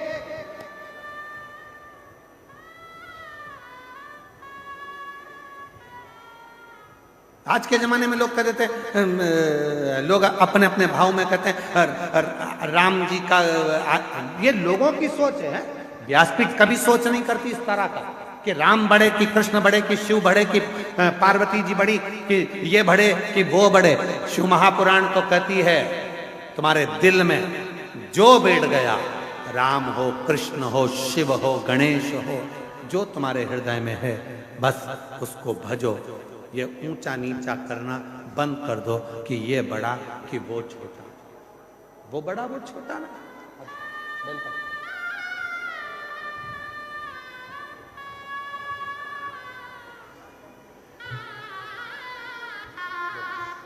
रोते नहीं बेटा, अच्छे हो गए ना, खुश हो, आंसू पोछो पहले, अच्छे खुश खुश होकर जाओ।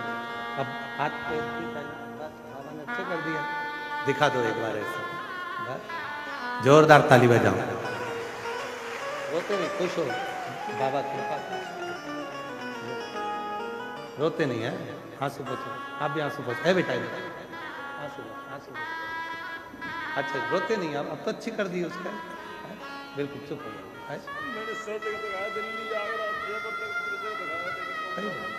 बेटा बोल रहा है मैंने दिल्ली, आगरा, मुंबई, जयपुर, ऐसा कोई डॉक्टर नहीं छोड़ा जिसको मैंने ना दिखाया हो। मेरी पत्नी को हाथ और पैर दोनों बेकार होने लगे थे और 3-4 साल तक हालत खराब होती गई। आज बाबा ने आंसू पोछ, आंसू पोछ, आंसू पोछ। अच्छा खुश हो गए, अब तो ठीक हो गए, खुश खुश बेटा, आंसू पोछ के खुश हो गए। मेरा तू ही तो हमदर्द जिसे हर दर्द कहता, मेरा तू ही तो हमदर्द जिसे हर दर्द कहता, दुनिया के आगे प्रभु चुपचाप रहता। मेरा तू ही तो हमदर्द जिसे हर दर्द कहता। बिरजा सेठ शरीर में लग गया रोग, धन था, वैभव था, सत्ता थी, सब कुछ था, पर शरीर का रोग नहीं छूटा। व्यक्ति समझता नहीं है, वो सोचता मकान, दुकान, बंगला, जमीन, जायदाद, गाड़ी, महल यही मुकाम है। नहीं, जन्म लेने वाले व्यक्ति की 3 चीजें एक जैसी होती है। पहले नंबर पर मकान अलग हो सकते हैं पर मसान एक ही होगा। इंसान अलग हो सकते हैं पर भगवान एक ही होगा। मंजिलें अलग हो सकती है पर मुकाम एक ही होगा। जन्म लेने वाले व्यक्ति का मसान, मुकाम और भगवान एक ही होता। भले जिंदगी भर लड़ता रहे, नहीं ये धर्म, वो धर्म, वो व्यक्ति, लड़ते रहो। गुलाब जामुन खाओगे तो भी पेट में जाएगा, जलेबी खाओगे तो भी पेट में जाएगा, और बालूशाही खाओगे तो भी पेट में जाएगा। उसी तरह चाहे राम कहो, चाहे कृष्ण कहो, चाहे शिव कहो, चाहे देवी कहो, आखिरी में जाना उस परमात्मा के पास ही है, उसका ही भजन जाना भाई। फिर भी हम भटक रहे हैं। कोई आकर कह देता है अभी राम जी का क्रेज ज्यादा है कि शिव जी का क्रेज ज्यादा है कि कृष्ण जी का क्रेज। ना, तुम्हारा क्रेज हो सकता है पर भगवान का नहीं। भगवान तो भगवान है।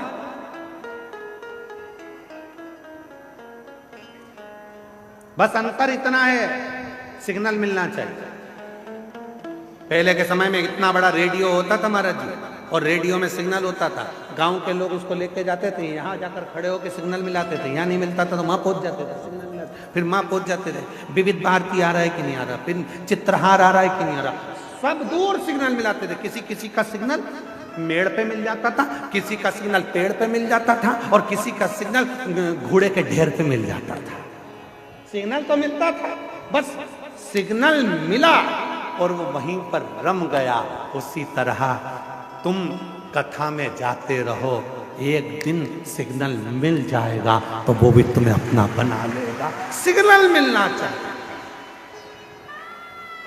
सबके रेडियो चालू रखो, सबका मन परमात्मा मेरे भोलेनाथ से सिग्नल मिलाते, और किसी के चैनल चेंज करा करो।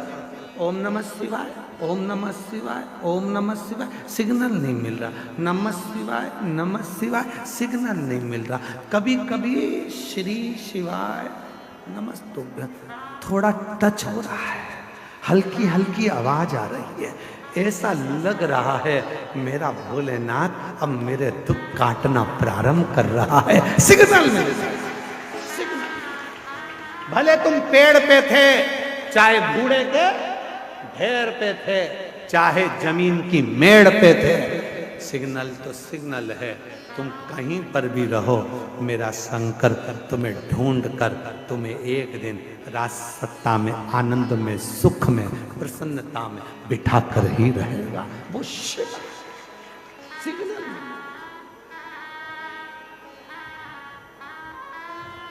मेरे बाबा दया करना, मैं तेरे भरोसे भोले बाबा दया करना, तेरे भरोसे। सिग्नल मिलाना है। बिरजा नाम का सेठ सिग्नल नहीं मिला पा रहा था। धन तो था पर मन पवित्र नहीं था, शरीर में रोग हो गया था, बीमारी हो गई थी। देखो शिव भक्त के दर्शन का फल क्या होता है। इसलिए गुरु जी से कभी नहीं कहना चाहिए कि हमारे सिर पे हाथ रखो।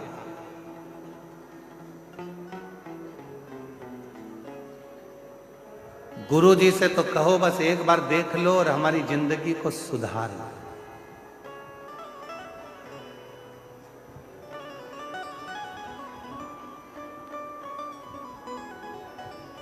लोग कहते हैं गुरु जी बहुत दुखी हूं, सिर पे हाथ रख दो।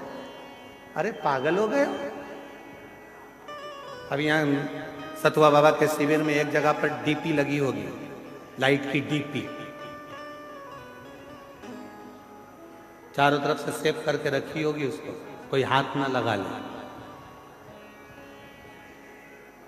आप में से कितने लोग हैं जो रोज सुबह शाम डीपी को छूते हैं? खटका छूते हो लाइट का। पंखा चालू करना है, बंद करना है, पंखा पर लाइट का कनेक्शन, वो डीपी, वो टावर, वो पावर, उसको कोई टच नहीं करता। पर ना जाने कहां से सुख चढ़ गया, हाथ लगा दो, डीपी से कनेक्शन जोड़ रहे हो, डायरेक्ट फाल्ट हो जाओ। सिर पे हाथ रख दो, बाबा जी हमारा कल्याण हो जाएगा। बाबा जी बोले दूर रे, डीपी से दूर, बल्ब शार्ट हो जाएगा, पंखा शार्ट हो जाएगा, दूर। पर ना जाने कौन सा शोक चढ़ा है, हाथ रख दो। और बाबा उन भी ऐसे हो गए, आजा बेटा, आजा आजा, और सिर पे हाथ रख, ना ना चलो दूर हटो, दूर हटो, चलो। इसलिए हमने तुमसे एक रिश्ता बनाया, बहन और जीजा जी का रिश्ता। ये मेरी जीजी, तुम मेरे जीजा। दोनों रिश्ते ऐसे हैं कि दोनों में तुम हमारे पांव नहीं पड़ोगे, हम तुम्हारे पड़ेंगे। दोनों रिश्ते ऐसे, तुम हमारे पांव मत पड़ना, हम तुम्हारे पड़ेंगे। जीजी की शादी करेंगे तो जीजी के भी पड़ेंगे और जीजा के भी पड़ेंगे, और जिस दिन जीजा ने हरकत करी तो सिर भी पड़ सकते हैं पांव की जगह। ये तो रिश्ता हम निभाए तुमसे, तुम मत पांव पड़ो, थोड़ा दूर रहो। लाइट कनेक्शन से थोड़ी दूरी बनाओ। पहले के संत, साधु, गुरुजन, तपस्वी जन, साधक, उपासक थोड़ी दूरी बनाते थे। भैया मेरे को छूना नहीं है, भैया पाँव मत पड़ना, ए भैया नमन करो, दूर से करो, छूना नहीं, हम डीपी के कनेक्शन के पास मत। इसलिए कोई सदगुरु, कोई शंकर का भक्त, कोई शिव का परम उपासक जब तुम्हें मिले तो उससे कहना बस एक नजर कृपा की कर दो, भोले भंडारी निर्धन की झोली भर दो, भोले भंडारी। केवल एक बार देख लो बाबा, उतने में मेरा दुख कटना प्रारंभ हो जाएगा। मुझे हाथ नहीं रगवाना, केवल देख, केवल केवल ये तुम्हारे बीच में तुम लोग जम जम के चिल्लाते हो ना, नई नई डिजाइन में हार हार, हमें सब मालूम है तुम क्यों चिल्लाते हो कि एक बार देखे तो, एक बार देखे तो। बहुत चतुर हो तुम, ए उत्तर प्रदेश वालों, बहुत चतुर। और उत्तर प्रदेश वाले ही नहीं, हमने तो कहा है जितने शंकर जी के भक्त हैं महाचतुर होते हैं, बहुत चतुर। एक लोटा जल सारी समस्या का हल।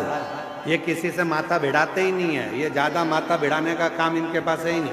ये तो अपनी मस्ती में जीते हैं, अलमस्त रहते हैं, भगवत भजन करते हैं, एक लोटा जल चढ़ा के शंकर के मंदिर में झाड़ू पोछा करते हैं और अपनी जिंदगी को मस्त जीते हैं। बिरजा सेठ शरीर का रोग नहीं गया, बीमारी नहीं गई, बड़े दुखी हो गया बिरजा सेठ, बहुत तकलीफ में हो गया।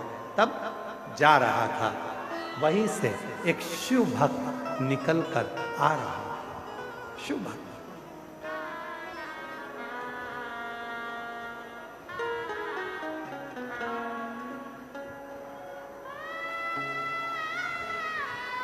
एक शिव भक्त निकल कर आ रहा है और बिरजा सेठ सामने से आ रहा है। निकलते निकलते सामने से एक शंकर का भक्त शिव जी की आराधना कर कर, साधना कर कर, भजन कर कर आ रहा था। सेठ जी ने उस व्यक्ति का दर्शन कर लिया, दर्शन कर लिया और जैसे वहां से आगे बढ़ा, थोड़ा आगे जाने पर उसको पर्वत मुनि अपना रूप बदलकर पृथ्वी पर भगवत भजन कर रहे थे। वो पर्वत मुनि को देख लिया, पहचानता नहीं था कि ये कौन से मुनि है, पहचानता नहीं, जानता नहीं कौन से मुनि है, ये नहीं। पर्वत मुनि को देखा, ना नाम जानता था ना स्वरूप जानता था, केवल मुनि के वेश में थे। जाकर प्रार्थना करी, बाबा देखो शिव भक्त का दर्शन हुआ तो पर्वत मुनि मिल गए।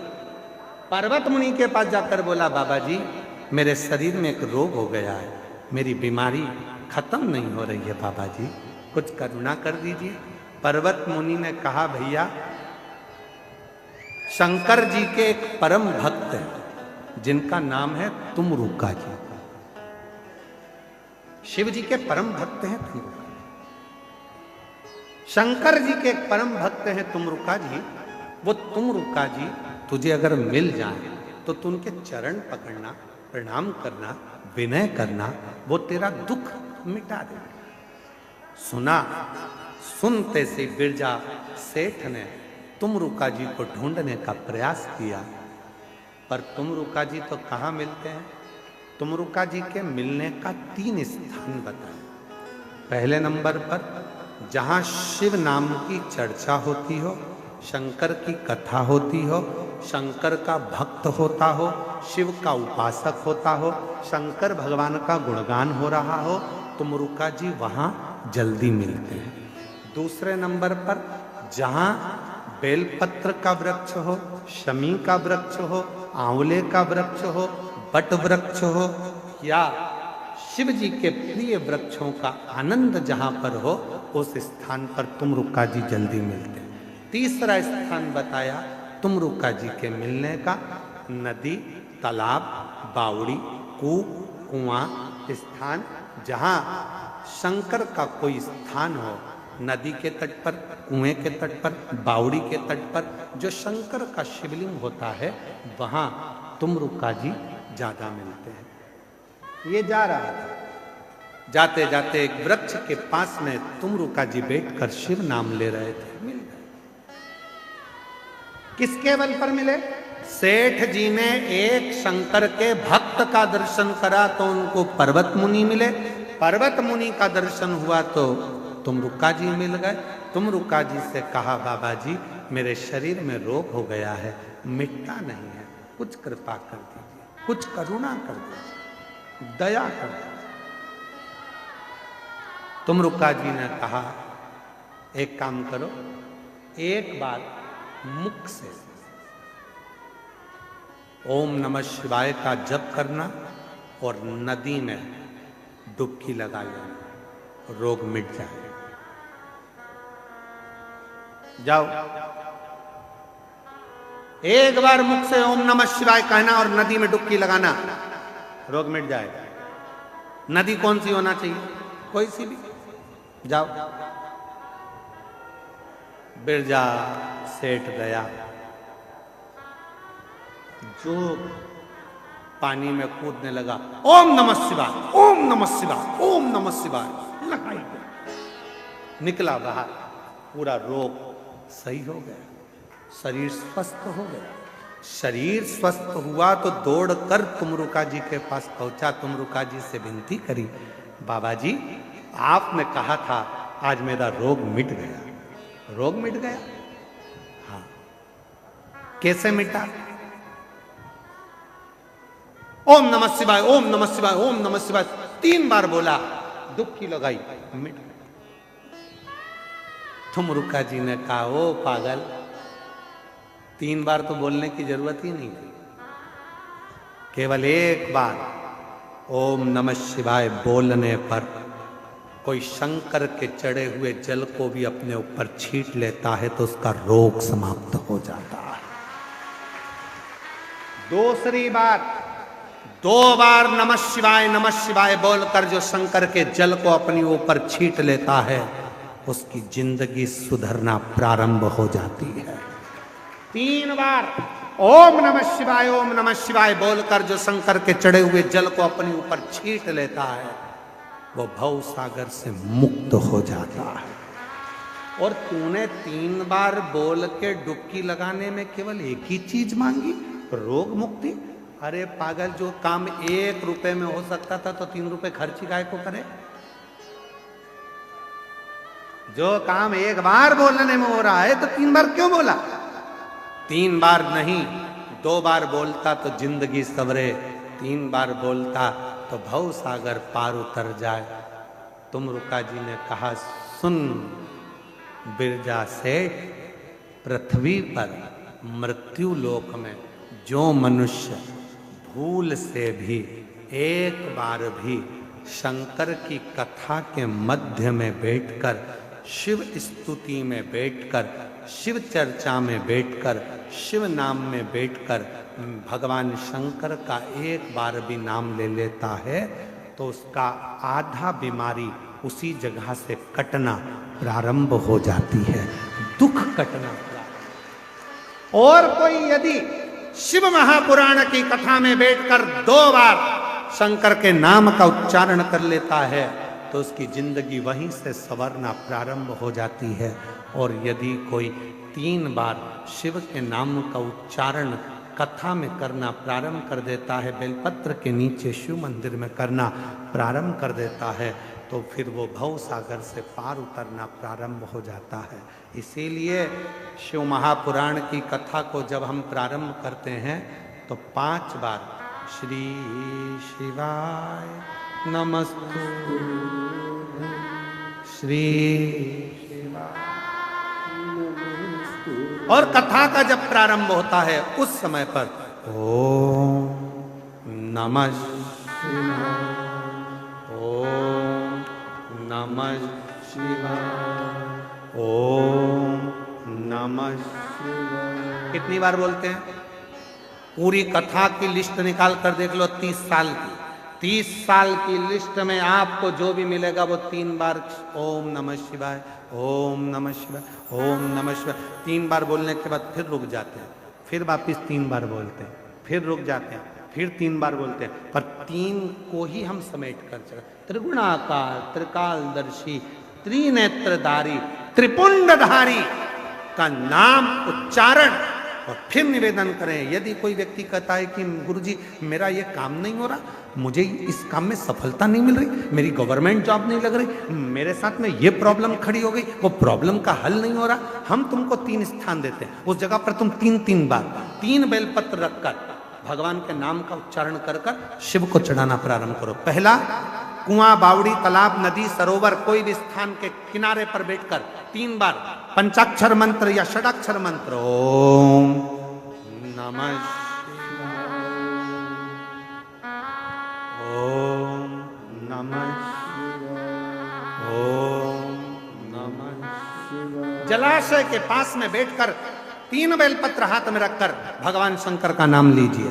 दूसरा स्थान, बेलपत्री का पेड़ का नीचे या शमी के वृक्ष के नीचे या बड़ वृक्ष के नीचे या पीपल वृक्ष के नीचे या आंवले वृक्ष के नीचे बैठकर भगवान शंकर के नाम का उच्चारण 3 बार करिए। तीसरा, शिव का कोई मंदिर जो जलाशय के करीब में हो, वहां बैठकर शिव नाम का उच्चारण, या कहीं कथा हो रही हो, सत्संग हो रहा हो, वहां 3 बार बैठकर 3 बेलपत्र हाथ में रखकर शिव नाम का उच्चारण कर कर ये तीनों बेलपत्री को 9 पत्री हो गई। कितनी पत्री हो गई? 9 देवी का स्मरण कर कर 3 पत्री का स्मरण कर कर 9 देवियों को इकट्ठा करिए। अशोक सुंदरी वाली जगह पर 9 देवी का वो बेलपत्र समर्पित कर कर शिव के शिवलिंग को 1 लोटा जल चढ़ा दीजिए। जो कार्य आपने मांगा है वो पूर्ण होकर ही रहेगा, उसको सफलता मिलेगी, वो सफलता की ओर बढ़ेगा। उसका एक प्रमाण यहां पत्र में है, देखिए, सुनिए।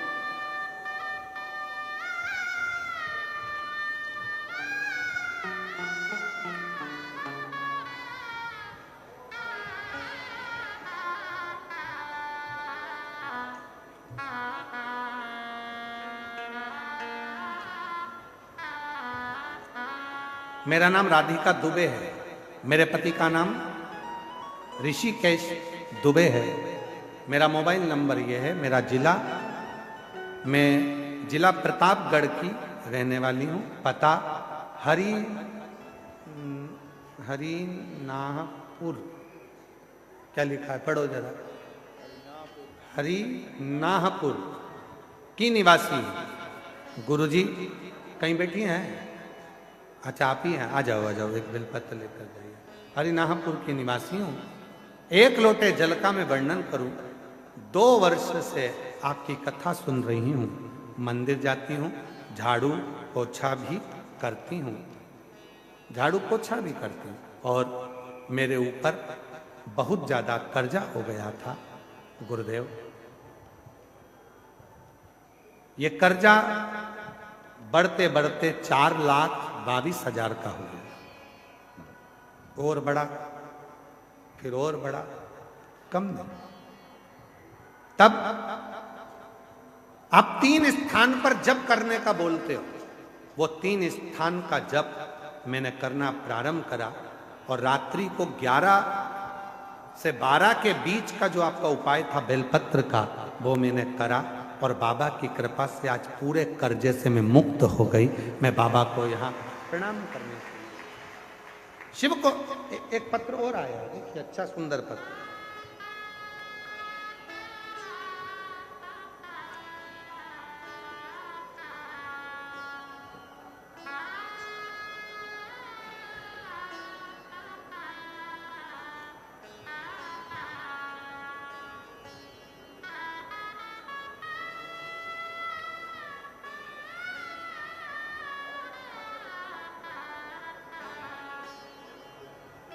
जो जैसी भावना लाया वो वैसा ही फल पाया, नहीं खाली उसे लौटाया, वो मन ही मन हर्षाया, कर दिया माला माल का। मेरा नाम गिरीश सिंह है, मैं वाराणसी की रहने वाली हूँ। कहीं बैठी हो गिरीश सिंह? मैं वाराणसी से हूँ, कहीं बैठी हो? तो हाथ हिला सकते हैं। मेरा नाम गिरीश सिंह है, मैं वाराणसी के रहने वाली हूँ। मेरा मोबाइल नंबर ये है। कहीं बैठी हैं? हाँ, आ जाइए, आ जाओ, आ जाओ। मेरा बेटा 8 साल से सरकारी नौकरी की तैयारी कर रहा था, बहुत सारी परीक्षा दिए, लेकिन कोई फाइनल रिजल्ट नहीं आया। तब मैंने मेरे बेटे से कहा कि वो सीहोर वाला बाबा कुशीनगर में आया है, पंडाल में बैठकर जो मांगा जाता है वो मिलता है, जाओ कथा सुनो। मेरे बेटे ने कहा, माँ ऐसे पंडाल में बैठकर कुछ मिलता है क्या, तू जा तो सही। मैंने अपने बेटे को कुशीनगर की आपकी कथा में भेज दिया और बाबा ने ऐसी कृपा कर दी गुरुदेव, आज मेरा बेटा की नौकरी सरकारी स्वास्थ्य विभाग उत्तर प्रदेश में लग गई है। मैं बाबा को प्रणाम करने के लिए यहाँ आई हूँ। एक पत्र और है। मेरा नाम राधा, पति का नाम जयवीर सिंह है। मैं उत्तर प्रदेश के बदायूं जिले की रहने वाली हूँ। कहीं बैठी हो तो हाथ हिला सकते हैं। मैं उत्तर प्रदेश के बदायूं जिले से हूँ, आप ही हैं, आ जाइए। मेरा नाम राधा, पति का नाम जयवीर सिंह है। एक लोटे जल का मैं महत्व बताना चाहती हूँ गुरुदेव। मेरा छोटा बेटा सरकारी नौकरी की तैयारी कर रहा था, पर 1-2 नंबर से रह जाता था। तब मेरी माँ ने बताया कि शिव जी पे 1 लोटा जल चढ़ा और मेहनत को 4 गुना कर। मेरा बेटा सीहोर गया, वहां पर कावड़ भरी और बाबा की ऐसी कृपा हुई गुरुदेव कि आज मेरे बेटे का सिलेक्शन पुलिस में हो गया। मैं धन्यवाद देने के लिए यहाँ पर बाबा को प्रणाम करने के लिए आई हूँ। शिव तत्व इसी को कहते हैं, भगवान शंकर की अविरल भक्ति इसी को कहते हैं, शिव नाम इसी को कहते हैं। जो जैसी भावना लाया वो वैसा ही फल पाया, नहीं खाली उसे लौटाया वो मन ही मन हर्षाया। और कर दिया माला माल का वाले ने लुटा दिया भंडार काशीवाणी। शिव भक्ति का एक फल, कितना भी तकलीफ है, रोग है, बीमारी है, कष्ट है, काम अटक रहा है, परेशान हो, 3 स्थान पर 3-3 बेलपत्र हाथ में रखकर जप कर 3 बार 9 ही बेलपत्र एकाग्रित कर शुभ सुंदरी पे चढ़ाओ। माध्य शक्ति 9 देवियों का स्मरण करो, शिव को जल चढ़ाओ। बाबा देव अधिदेव महादेव कार्य को सफल कर ही रहे, सफलता मिलेगी, वो कार्य पूर्ण हो। शिव भक्त देवराज नाम का ब्राह्मण जो कभी शिव मंदिर नहीं गया, पर उसकी माता शंकर के मंदिर जाती थी, उसका फल देवराज को मिला। चोरी का धन लेकर गया, शिव जी के सामने शंकर के मंदिर में पहुंच गया। बाबा ने करुणा करी, जब प्राण छूटे शिव धाम चले गया। एक बिंदुक नाम का ब्राह्मण जिसकी धर्म पत्नी का नाम चंचुला गई। चंचुल, हमारा एक निवेदन पूर्व में भी रहा है और इस कथा के पंडाल में आज फिर निवेदन कर रहे हैं। कृपया अंदर प्रांगण में सामान बेचने वाले बिल्कुल ना आए, आप लोगों से करबद्ध निवेदन है। सामान बेचने वाले कोई भी आप लोग इस प्रांगण में मंदिर के इस कथा के मंडप में या कथा के पंडाल में ना, इसका ध्यान रखें। आप लोगों को जो भी बेचना है आप बाहर जाकर बेचें, पर जो कथा सुनने वाले हैं उनके बीच में जाकर कोई सामान ना बेचें, इसका ध्यान रखें।